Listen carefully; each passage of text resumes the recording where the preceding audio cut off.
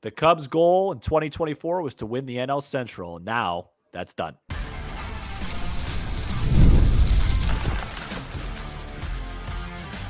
You are Locked On Cubs, your daily Chicago Cubs podcast, part of the Locked On Podcast Network, your team every day. You are Locked On Cubs, part of the Locked On Podcast Network, your team every day. Alongside Sam Olber, I'm Matt Cozy. Sam and I are lifelong fans, taking our passion into discussion with you on all things Cubs.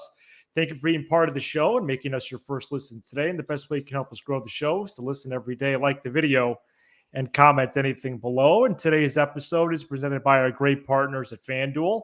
Now through September 22nd, which is next week already, all FanDuel customers can bet $5 and get a 3-week free trial of NFL Sunday Ticket from YouTube and YouTube TV. Visit FanDuel.com to get started. Well, the Cubs lost 5-3 to the A's on Wednesday, and we're going to recap that game in full later in the show. But the focus to lead off here is that the loss means the Brewers punched their ticket to the postseason as NL Central champs with 10 games to go. Here is some facts and figures. It is the third division title for the Brewers in the last 4 years and the 4 in the last 6 full years. This despite losing Craig Counsell as manager, trading Corbin Burns, and playing without Brandon Woodruff, Devin Williams, and Christian Yelich for most or all, in Woodruff's case, of the season due to injury. Sam, the Cubs don't win the division again, and they themselves will not make the postseason again for the 5th straight full season. I got one more 2024 rant in me. I've been waiting for today. The Milwaukee Brewers clinch the division, as you said, with 10 games to go over the Chicago Cubs, despite that being the Cubs' goal this year. You mentioned a lot of it. No Yelich, no Williams, no Woodruff, no Burns, no Stearns, no Counsell, no problem. But Matt, you know, if you look on Twitter and social media, Ian Happ's having a really nice year. He's a good player. And, you know, they said on the broadcast today, you know, Nico Hoerner's 4th in WAR among second basemen. Do you know that? And, you know, Michael Busch has had a nice year, and Suzuki's the guy. He's the guy. He's their best hitter. And, you know, Bellinger, he hasn't been bad. He's been fine. And, you know, you look at the last 2 months, Dansby's been good. And since June, the bullpen's been solved. And Amaya and PC. It doesn't matter, guys. It's about winning. It's about winning. You want to know what the Brewers are really good at that the Cubs aren't? Winning. They know when to get their hits. If it's 2-2 in the 7th and you're watching a Brewers game, you know they're going to win. Today, when the Cubs are up 3-1 and that became 3-3, you know they're going to lose. They do the little things right. I've talked to a lot of Brewers people. They think Counsell was holding them back. They think they actually have a chance to really make some hay in October. Time will tell on that. But the Chicago Cubs, from the top down, should be embarrassed. They poached Craig Counsell from Milwaukee. The Cubs are basically the same exact team they were last year. Now after losing this series, they might literally finish 83-78. And the Brewers are better. And they're not better because of a manager. They're not better because of anything else but an organization that knows how to win, knows how to develop a bullpen so you don't have 25 blown saves. They know how to develop clutch hitters. They know how to get things and get value out of the margins. They have been kicking the Cubs' rear end for 7 consecutive years. And if I'm Tom Ricketts, and Tom Ricketts, rightfully so, gets a lot of heat. Tom, I know you're a fan of the show. If I am Tom Ricketts, there's some advice for you, Tom. On Sunday, a week from this Sunday, so what is that, September 29th? Yes. When the season ends, I don't even wait until Monday morning. I call Jed Sell. I say, hey, Jed, I know it's Sunday. I know we're going to meet tomorrow, but I just want to ask you something. to sit on before we meet Monday morning. I don't care about this, and I don't care about Bush. I don't care about the wild card. How come I'm giving you $233 million every year to spend, and we can't even come close to the Milwaukee Brewers? What does that say about you and how you run an organization? Let me know tomorrow morning. We'll talk about it over some coffee, because it is embarrassing. And the first question that should be asked to Jed Hoyer in his post-game pressers, not about Ian Happ or PCA. It's not about the wild card. It's not about May and June. It's about, Jed, why are the Brewers every year better than you? And why do they continue to exceed expectations and exceed projections? It's embarrassing. And as a fan, I take so much pride in my Cubs colors, my Cubs podcast that we have together, my Cubs fandom. I take a lot of pride, and I am embarrassed at what's gone on the last 7 years and what the Brewers have done to this franchise. It's embarrassing. It is embarrassing, and it wasn't even a close race. No. There's 10 games left, and the Brewers are popping champagne. They didn't even need to do anything today. Like, they're going to play tonight as we're recording here at about 6 p.m. Central. But the Cubs loss put them in the postseason just to throw salt in the wound and throw a cherry on top and all of that. And I know that there's been shows this season where, we are cast as negative, but I believe that we've become the voice of the fan, the number one destination to talk Cubs, because we tell the truth, and we love this team. And I could edit some clips if you want after the Cubs swept the Astros in April, or different times, even just this year. Of course, there's a different tone. We were excited about that.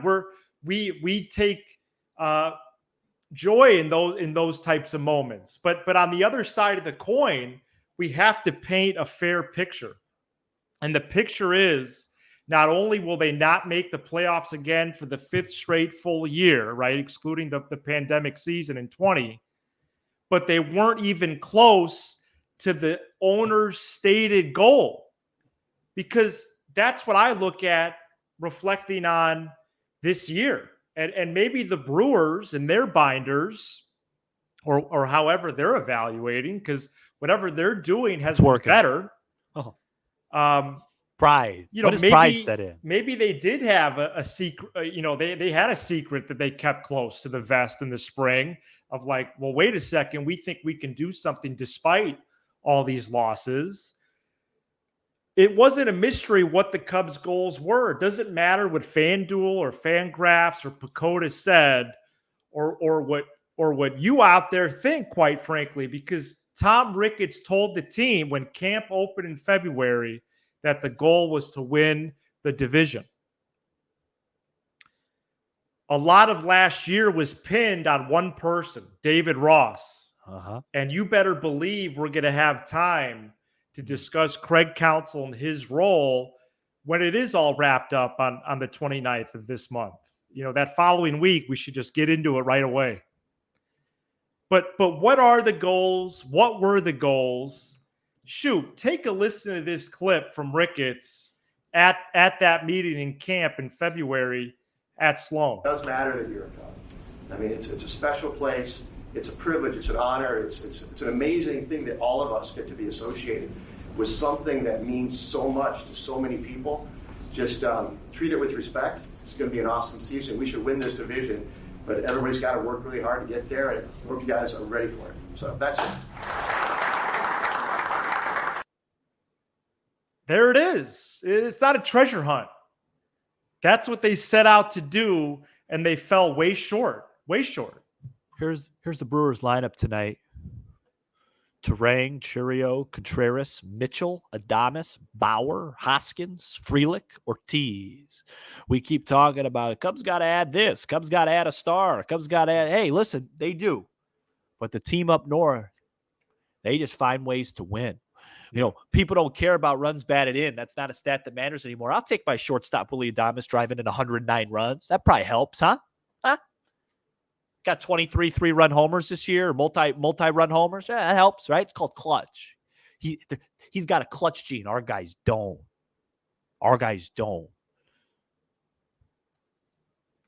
What I find super interesting, Murphy moves. Yeah. Murphy just, he just wants to win. That's all he does. He moves guys around. Council just sits there and goes, there's no question about it. We didn't score enough runs today. Well, that's the really troubling part. And we can get into it here. We'll get into it later this month and into October. But, Craig Counsell was lauded for his work up there for the most part. And it's now after the fact that maybe we're hearing some things, but, they would call it Craig Timber and yeah, maybe, but maybe it really was that win in October that they didn't get yet, that now they think with Murphy and company, they have the inside track for. But this was I really do wonder what Council's position on this is, because this was a heist. Well, they steal the manager and they lose by 10 plus games. Well, what I find interesting would be how Council could defend this. He's making $8 million a year. He's making $40 million.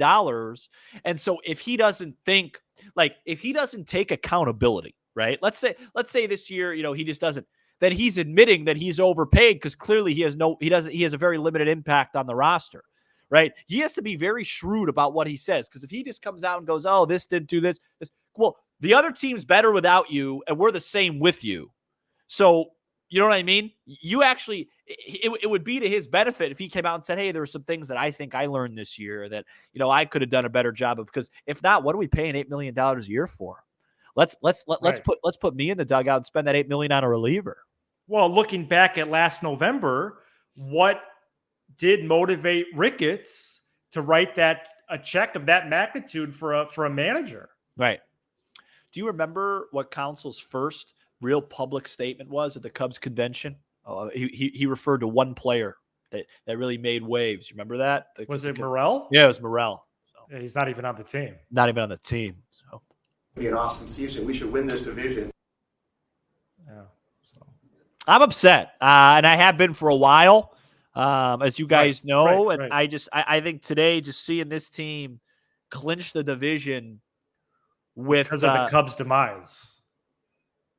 Because of the Cubs' demise, with 10 games left to go, after we got their manager, the Mets got their president of baseball ops, the Orioles got their ace, at Williams and Yelich, and it just tells me that there's something going on behind those doors that ain't going on behind Wrigley's doors. And then you add in, I got to keep listening about how great Ian Happ is and how good Suzuki is. And I'm not even saying those guys haven't had good years, but it's about winning baseball games. Where were those guys in May and June? Let me tell you something.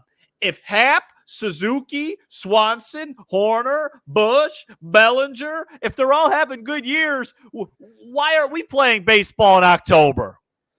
Well, and so I am a little bit conflicted about this, just because part of me does want to respect the so-called back of the baseball card, but the other part of me wanted to respond to some of that today, Sam, and just post their slash lines from April 27th to July 3rd, because that was the season. I didn't want to run that. I didn't feel like that was my fight. Yeah. And I don't want to make it personal with really people that I respect and sites that I respect, but you're not telling the full picture if you do that. The full picture is one thing. How many wins you have? That's full picture. Yeah. It's the main one. It's the full picture. It's going to be an awesome season. We should win this division. Let me tell you this. You don't ever see the Brewers blow that many saves in April, May, and today. I think that bullpens are a really good indicator of organizations. You look at the teams that churn out good bullpens every year, Yeah. I'll tell you a team that's got a great organization. Tampa Bay is good at it. The Dodgers are good at it. Remember, Evan Phillips has had a down year this year, but Evan Phillips going into this year, he was a castaway. Was one going into this year one of the best relievers in baseball. Cleveland's really good at it. Milwaukee's really good at it, right? Atlanta's really good at it. Oh, hey, I just named teams that are really good at baseball. We don't develop those guys. We go ahead, interrupt me. Well, that's one area where I thought Council did get, dating back to the spring. I raised that question because I thought he got too much credit with bullpens, because for some years, or for all the years, he was an 8-inning manager in Milwaukee, and for some he was a 7 because he had Williams and Hader, or just Williams. So that does make a difference when you cut out 3 to 6 outs. Huge. Look, I've said it on here again. I'll look into the camera and say it again. The Cubs may win big with Craig Counsell. There's a great chance that happens. I think there's a bright future for the Cubs next year, despite everything that just has been said. But there is nothing. I have been following baseball and basketball and sports my whole life. I've never miscalculated anything as much as I did the Ross to Counsell thing. It has brought absolutely limited value. Coming up next, we are going to break down this debacle of a contest between the Cubs and, as they're going to be known in the 2025 season, the A's. That's who the Cubs lost the series to on Wednesday. Let's get to it next. This episode is brought to you by Arena Clubs. For most of us that like collecting cards, the idea of spending $2,000 or more on, let's say, a PCA rookie card just isn't in the cards. I love collecting, but that's some serious money to drop.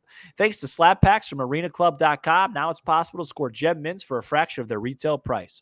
Arena Club is the only repack that provides real value, a complete view of all possible cards, and clear hit rates for each one. Arena Club slab packs are revolutionizing the repack game with transparency. The Arena Club grading process is accurate, fast, and transparent, with a full grade rationale provided and an explanation of how your card was scored. Whether you're buying, selling, trading, or displaying, Arena Club is the card collecting platform you have to check out. Right now, you can get 10% off your first slab pack or card purchase by going to arenaclub.com/LockedOnMLB and use code LockedOnMLB. That's arenaclub.com/LockedOnMLB, code LockedOnMLB for $10 off your first purchase. Cubs play the Nationals at 6:40 p.m. Central Thursday. You can hear every pitch of the Cubs hometown broadcast on SiriusXM by searching Cubs on the SXM app. Cubs did lead 3-1 going to the 7th on Wednesday, but the A's stormed back for a 5-3 win. Drew Smyly and Nate Pearson allowed a combined 4 runs. The Cubs lost a series in September to a team that is 20 games under 500 and are between homes. I did want to include that respectfully to A's fans. In 2025, the Oakland A's will be known simply as the A's, as most of their home games will be played in Sacramento. And their first one will be against us at a minor league ballpark. Sam, the offense didn't leave much margin, and with 9 outs to go, the bullpen blew it. And we've said that before. Yeah, this was a rinse repeat. Beautiful description of 24.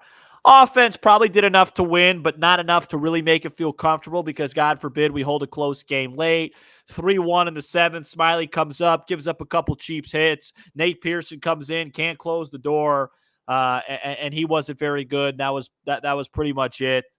For some ungodly reason, Jorge Lopez returned off the IL. I guess he lost his spot as a high leverage reliever, because he came in the 9th down 2. And I think we all know that when he's healthy, he's been probably the best reliever. So maybe Craig just didn't think he was healthy, I guess, or whatever, because, you know, the last time he appeared, it was a Monday night in a majorly high leverage situation. Today, it was waited until a 2-run game in the 9th to bring him in. He looked sharp, by the way, but it was too little, too late, as the Cubs were defeated 5-3 and lost a home series to the lowly Oakland A's. This formula of not scoring enough runs, but scoring enough to be up late and then losing the game late is probably responsible for at least 75% of these Cubs losses, at least one or the other.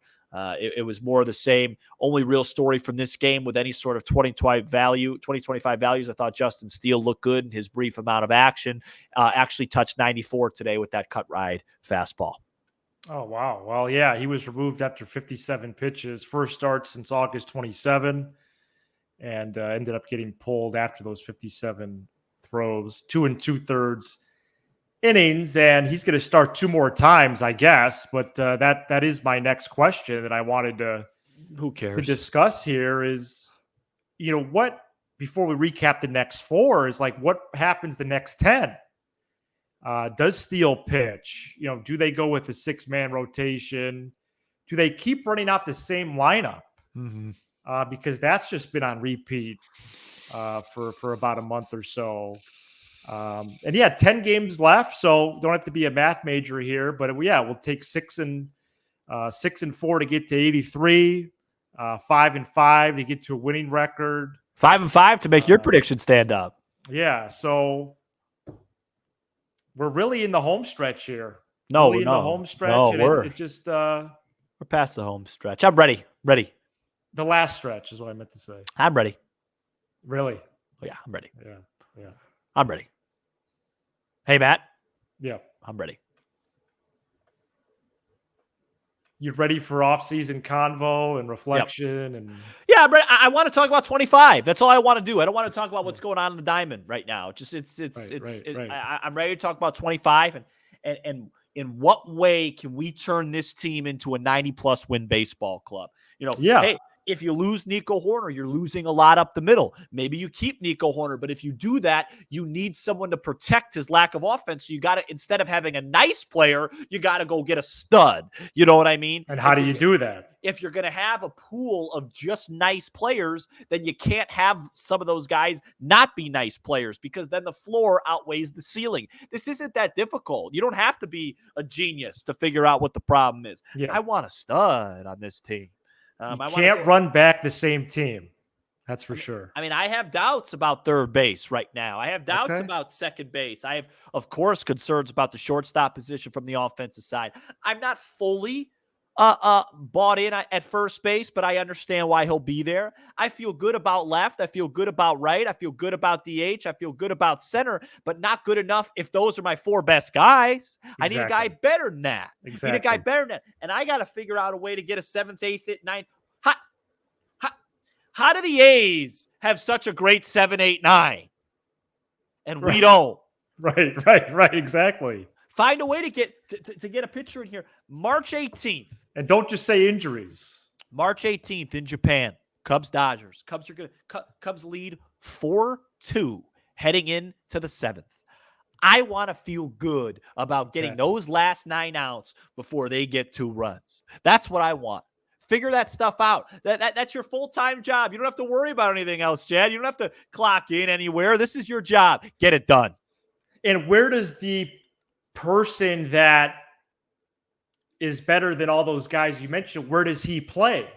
Right. And that's why I don't understand, when people fire back, when we float out a player or two that might need to be dealt, quite frankly, because where does he go? Yeah. If you acquire, like, there's again, we're going to have time, but they'll never do it. But I'd like to see Paredes off this team. Well, why would they never do it? It was a shocking trade for them to get him in the first place. Because they just traded for him, it'd be a bad look. If I have to pick, but if it's going to make their team better to trade him, why wouldn't they do it? If I had to pick between Paredes and Horner, I'd keep Horner just because of the defensive value up the middle. And then I would, let's see what Matt Shaw could do over at third, or you go get a third baseman, and then you could go get, you can go get somebody. Yeah, I mean, it would have to be a third base trade because Alex Bregman doesn't excite me. No, and he's really the only free agent name at third. You know who excites me? Juan Soto. Yeah, that excites me. And after him, there's really only 2 names that even get a rise out of me offensively in the free agent market. Santander, because that's the research I've done. Trade market, it's a whole nother beast. I haven't done that yet. But I have a job. There's no team set up better to make a bunch of big trades than this Chicago Cubs club. Well, that's true, and I'll do my research. Alcantara, Triantos, Cam Smith, Casey. I mean, they're loaded with assets to trade. Ballesteros. I mean, where are all these guys? If this is going to be, you know what I mean? So absolutely no. And this is, if Jed truly is entering a lame duck season, he'll make that deal. Will he? Well, maybe he won't. Will he? Well, why would he keep prospects if he's with 1 year left? I don't know, Matt. Why would he sign Eric Hosmer? Yeah. Why would he give $11 million to Mancini? Gave almost 20 to Smiley. Don't forget, we didn't get rid of Mancini until August of last year. It was the same day as the Candelario trade, yeah. We waited until August. It was April 10th where you and I said it's time.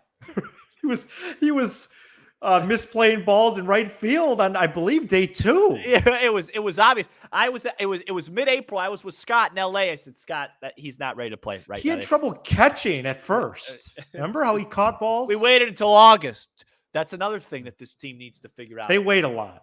Urgency. One more time. Urgency. Okay.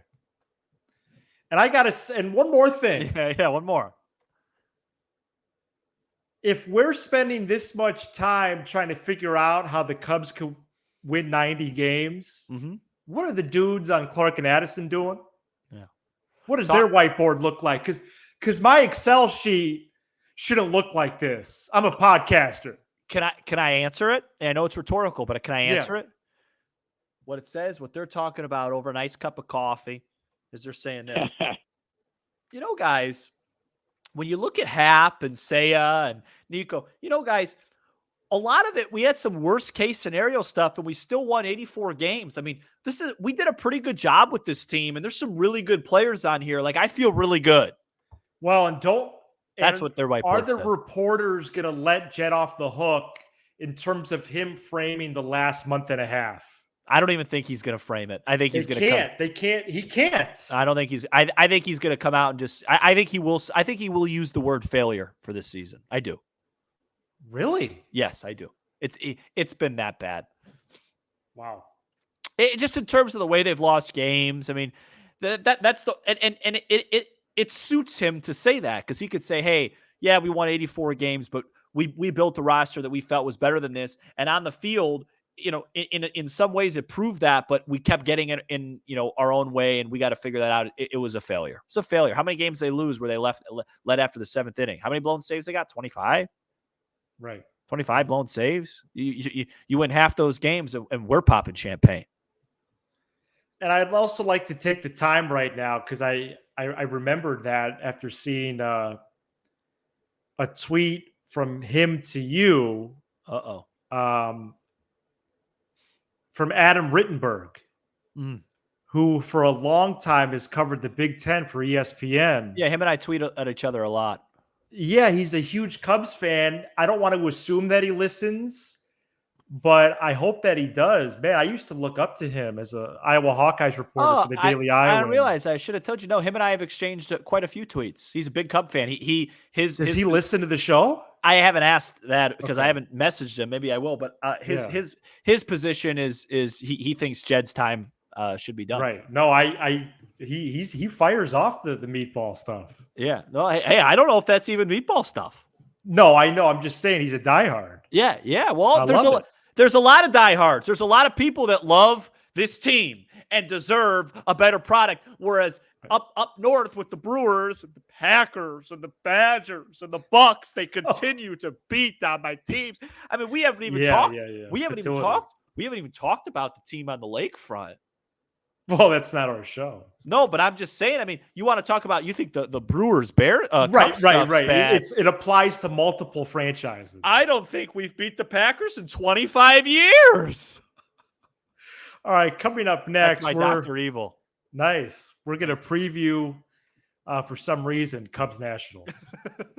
Today's episode is brought to you by FanDuel, America's #1 sports book. We have a little something different for you right now because you've heard us talk a lot about FanDuel, but right now for September 22nd, which is this Sunday, All FanDuel customers can bet $5 and get a 3-week free trial of NFL Sunday Ticket from YouTube and YouTube TV. Then with the YouTube TV-based plan, you'll be able to watch every regular season Sunday afternoon out of market game. All you need is a Google account, a current form of payment, and you can cancel anytime. And if that's not enough, well, be sure to check out FanDuel's Profit Boost in the app and use it for FanDuel's Double Your Winnings. For all of this Sunday's pregame money line bets, the Profit Boost will be live starting Thursday. View your account page now to learn more about your boost. Just visit FanDuel.com/lockedon to download America's #1 sportsbook. All right, to wrap up this episode, Cubs do begin a 4-game series with the Nats, 6:40 Thursday, then Friday, Saturday, Sunday are all 120. Nationals are 68-83, got swept by the Cubs a couple weeks ago. Projected starters are Assad and Corbin, Tyone and Williams, Hendricks and Gore, Imanaga and Irvin. And that's about it. I have no comment on that. I'll just say this. I'm leaving town this weekend. Matt will be solo for tomorrow's show. And when I come back, 2024 Cubs baseball will be behind me. Part of this vacation for me will be putting that to bed. And my eyes, my brain, my heart all turn to 2025. This vacation, I'm celebrating a family member's birthday, all that stuff. But selfishly for me, this vacation, because the last time I was on a trip was Memorial Day weekend, was May, right? And that's really when things started to just completely fall off the rails. If you remember, for whatever reason, the Cubs decided to push Imanaga back against the Cardinals, lost back-to-back games with a weird rain out on Friday. After that, they went to the Brewers and lost 3 out of 4. After that, they came home to the Reds and lost 2 out of 3. And that was really when it started. So now I'm closing that chapter. I'm bookending vacations, and the Cubs season for me, when I come back, will be in the rearview mirror, and everything will be about finding a way to have a 9 in front of our name next year and making the postseason. That's what it's about, and winning this division over that team. Thank you so much for checking out this edition of Locked On Cubs. You give us 20 to 30 minutes or closer to 33 today. We'll give you all things Cubs with a laugh or two along the way. Be sure to hit subscribe on YouTube as we make the push to 11,000 subs. Smash the like button for the algorithm despite the results, and leave a 5-star review on Apple, Spotify, and everywhere you get your podcast. All right. He's Sam Olber. I'm Matt Cozy. This is Locked On Cubs. It's going to be an awesome season. We should win this division. It's a bad take.